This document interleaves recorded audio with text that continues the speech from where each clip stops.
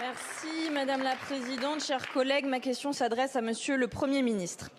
En République démocratique du Congo, 30 ans de vies brisées et des millions de morts. Depuis la Seconde Guerre mondiale, jamais un conflit n'a été aussi meurtrier.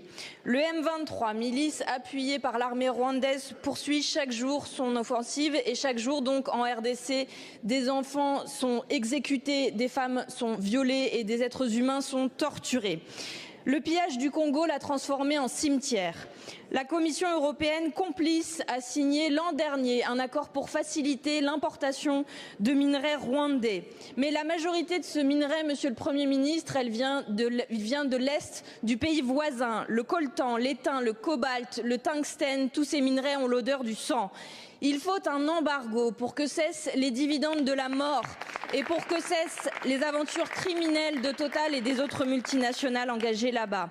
Aujourd'hui, je salue les artistes qui sont mobilisés avec Solidarité Congo. Je salue aussi les citoyens, les supporters qui refusent que se poursuive le partenariat entre le Paris Saint-Germain et le Rwanda, alors qu'il s'est affiché encore hier soir sur toutes les télévisions du monde. Mais la réaction de la France, elle, n'est pas à la hauteur. Les condamnations que vous faites par voie de communiqué aujourd'hui ne suffisent plus et nous voulons rappeler cette évidence. L'action de notre pays en faveur de la paix et du droit international ne doit pas être à géométrie variable.